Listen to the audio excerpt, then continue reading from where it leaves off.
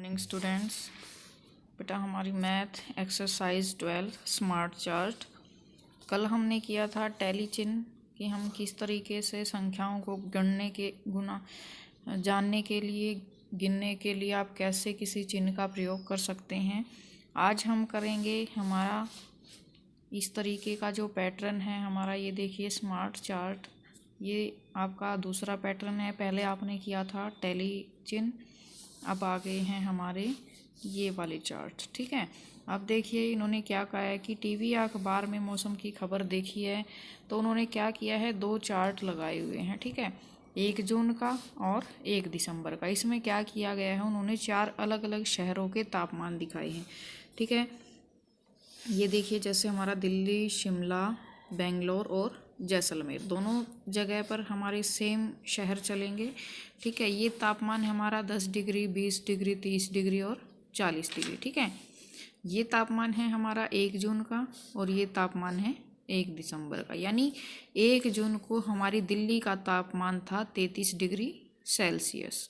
ठीक है, और शिमला का था हमारा 22 डिग्री सेल्सियस, बेंगलोर का था 28 डिग्री सेल्सियस और जैसलमेर का था हमारा 38 डिग्री सेल्सियस। ठीक है, अब आते हैं दिसंबर में। ठीक है, देखिए 1 दिसंबर को दिल्ली का तापमान था 23 डिग्री, शिमला का था 10 डिग्री, बेंगलोर का था 24 डिग्री, जैसलमेर का था 25 डिग्री।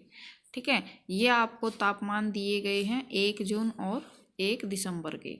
ठीक है, तापमान भी सेम है आपका और शहर भी सेम है। तो इनसे रिलेटेड देखिए हमें क्वेश्चन पूछा गया है कि 1 जून को कौन सा शहर सबसे गर्म है।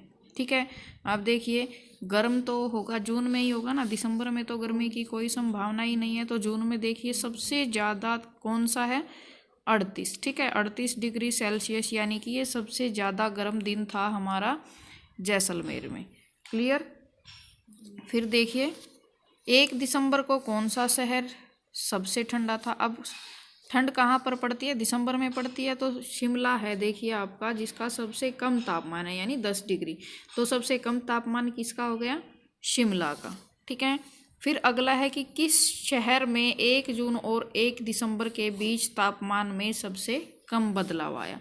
अब देखिए इसके लिए आप क्या करेंगे, देखिए दिल्ली का है 33 डिग्री और यहाँ पर था 23 डिग्री, तो दोनों को अगर घटाएंगे तो दिल्ली के तापमान में हमारा जो अंतर है वो कितना है, 10 डिग्री का। फिर देखिए शिमला में, यहाँ पर था आपका 22 डिग्री और यहाँ पर आ गया 10 डिग्री, तो शिमला में कितना अंतर हो गया आपका, 12 डिग्री का।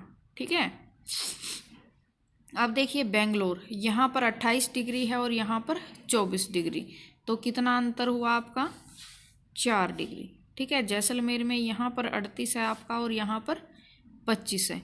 ठीक है, अब आप अगर इनका डिफरेंस लेके चलेंगे, अब जैसलमेर में तापमान में अंतर कितना हो गया, 13 डिग्री, तो सबसे कम किसका है, 4 डिग्री कम बदलाव आया है ना, तो वो हमारा कौन सा है, बेंगलोर है। क्लियर। आई होप यहाँ तक आपको समझ आ गया होगा। सिर्फ आपको करना क्या है, इन चार्ट्स को देख करके आपको तापमान के बारे में बताना है। सबसे ज़्यादा गर्म की बात आए तो जून में गर्मी पड़ती है, तो इसमें सबसे ज़्यादा गर्म कौन सा है, जैसलमेर। और अगर ठंड की बात आए तो दिसंबर में ठंड पड़ती है, तो हम इधर से ढूंढेंगे। ठीक है,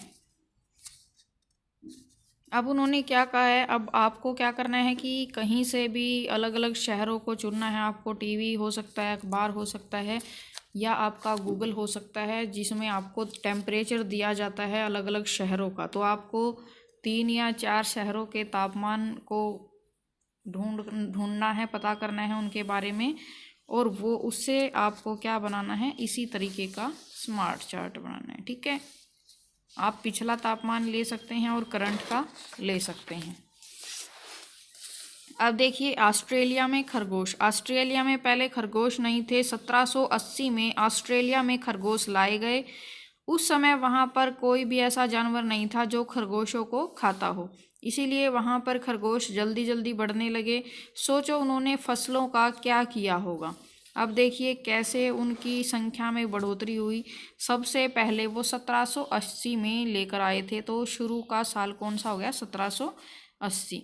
ठीक है, 1780 में वो 10 खरगोश लेके आए थे। ठीक है, फिर 1781 में हो गए उनके 18 खरगोश, 1782 में हो गए 32, 83 में हो गए 58, फिर 84 में हो गए 108। यहाँ पर ये हमारा खाली स्थान था, ये हमने खुद निकाला है। अब निकाला कैसे है, देखिए यहाँ पर 10 थे, फिर 1 साल बाद हो गए उनके 18, ठीक है, यानी कि 10 में उन्होंने 8 को ऐड कर दिया। या फिर आप ये कह सकते हैं कि 20 में से उन्होंने 2 को घटा दिया। अब 10 का डबल कौन कितना हो गया, 10 का डबल हो गया आपका 20, और 20 में से उन्होंने घटा दिया 2 को, ठीक है, वो आपकी गणना आ गई 1 साल की। अब फिर उन्होंने क्या किया, दुगना किया, 18 दूनी 36, 36 में से उन्होंने घटाया 4 को, ठीक है, फिर उन्होंने 32 का दुगना किया 64, 64 में से घटाया उन्होंने 6 को, ठीक है। इसी तरीके से उन्होंने उसको क्या किया है, 2 से मल्टीप्लाई किया है, और माइनस में आपका यहाँ 8, यहाँ पर 10, यहाँ पर 12, यहाँ पर 14, यहाँ पर 16 और यहाँ पर 18। इस तरीके से आपका माइनस होता चला जाएगा इसको 2 से गुना करने के बाद, ठीक है। तो उन्होंने कहा है हर साल के बाद खरगोशों की संख्या कितनी हुई, पिछले साल की संख्या के दुगने से कुछ कम थी। यानी हमारी संख्या का दुगना कितना हुआ, 10 का दुगना हुआ 20, और 20 से 2 कम थी। यहाँ पर भी 18 का दुगना हुआ 36, 36 से 4 कम थी, ठीक है। इसीलिए उन्होंने क्या कहा है कि पिछले साल की संख्या के दुगने से थोड़ा सा कम थी, ठीक है। फिर वो कहते हैं कि उससे दुगनी थी, दुगनी तो नहीं थी, दुगनी से थोड़ा सा कम थी, ठीक है। पिछले साल की संख्या से 8 ज़्यादा थी, ऐसा कुछ नहीं है। यहाँ पर 8 ज़्यादा है तो 18 में अगर 8 जोड़ते आप तो 26 होता, ठीक है, लेकिन यहाँ पर 32 है। पिछले साल की संख्या के दुगने से कुछ ज़्यादा थी, पिछली साल की संख्या थी हमारी 10, और 10 का दुगना 20, और 20 से ज़्यादा तो नहीं है, कम है ना थोड़ा सा, तो हमारा पहला ऑप्शन ठीक रहेगा, ठीक है। छठे साल के अंत में खरगोशों की संख्या लगभग कितनी हो गई। अब छठा साल देखिए कौन सा है आपका, ये रहा। छठे साल में कितनी हो गई, 400, ठीक है, ये हमारा आ गया ऑप्शन। किस साल के बाद खरगोशों की संख्या जो है 1000 को पार कर गई।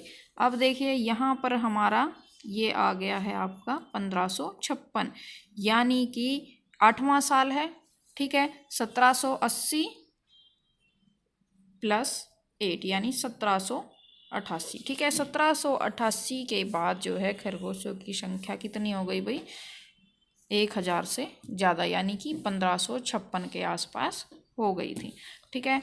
बेटा आज के लिए इतना ही। आई होप सभी को समझ आ गया होगा। Have a nice day.